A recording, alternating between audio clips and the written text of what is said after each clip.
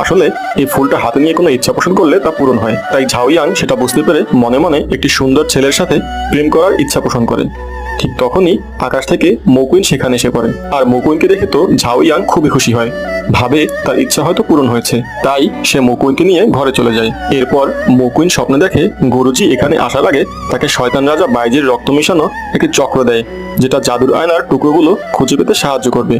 হঠাৎ ঘুম ভেঙে দেখতে পায় ঝাওয়াং তার সামনে বসে আছে। ঝাওয়াং বলে, আমি একটি ভালো শয়তান।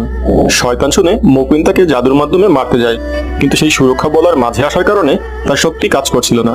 কিন্তু এগুলো দেখে ঝাওয়াং ভাবতে শুরু করে হয়তোবা মকুইনের খিদে লেগেছে, তাই সে খাবার আনতে যায়। কিন্তু এসে দেখে মকুইন সেখানে নেই।